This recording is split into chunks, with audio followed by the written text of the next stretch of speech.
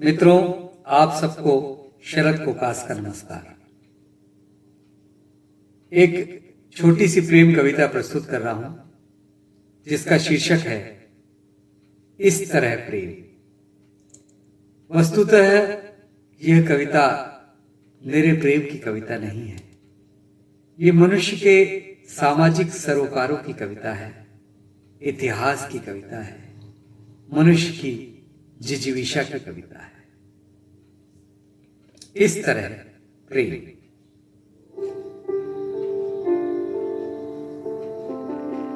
अपने उपमानों में सदा उष्ण होता है प्रेम, ताप के स्तरों पर अलग अलग परिभाषित।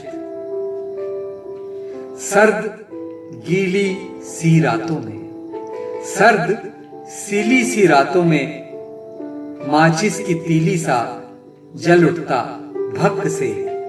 अपने उपमानों में सदा उष्ण होता है प्रेम, ताप के स्तरों पर अलग अलग परिभाषित। सर्द सीली सी रातों में माचिस की तीली सा जल उठता भक्त से।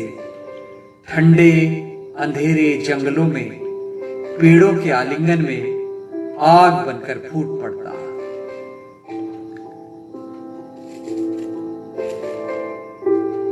आग के अभाव में जब जमने लगती है देह, कानों में मफलर की तरह लिपट जाता है अलसुबह।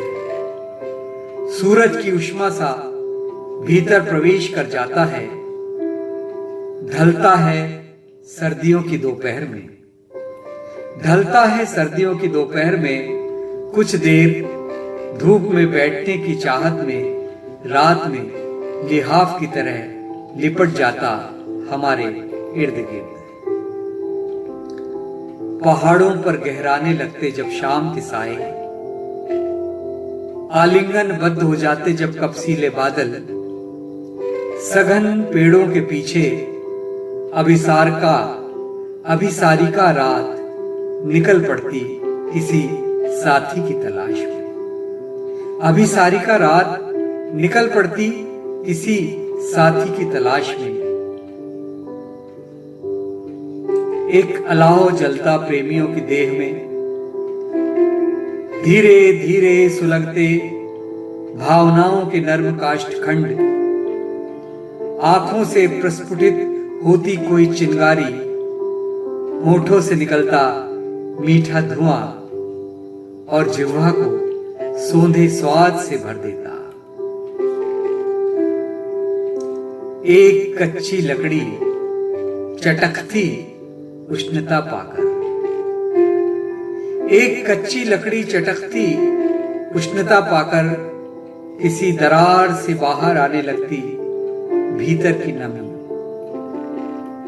नर्म हरी लकड़ियों की नसों में आग बनकर बहता प्रेम।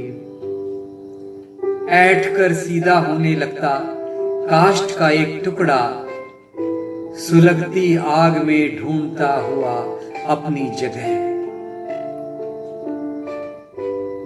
सिर्फ आग ही आग शेष रह जाती कुछ देर बाद। सिर्फ आग ही आग शेष रह जाती कुछ देर बाद। एकाकार हो जाते कोयले और लकड़ियां और नमी। एक दूजे के भीतर समा जाते दुनिया के तमाम रस। आग ही बन जाती उष्ण सांसें, आग ही उच्छ्वास, आहें और सिसकारियां। पृथ्वी को ठंडी रातों में इसी तरह उष्ण रखता आया है प्रेम। पृथ्वी को ठंडी रातों में इसी तरह उष्ण रखता आया है प्रेम। इसी तरह बचाता आया वह मनुष्य को हिम युगों में नष्ट होने से। इसी तरह शेष रह सकी मानव सभ्यता विपरीत परिस्थितियों में। इसी तरह शेष रह सकी मानव सभ्यता विपरीत परिस्थितियों में। इस तरह प्रेम, इस तरह प्रेम। धन्यवाद।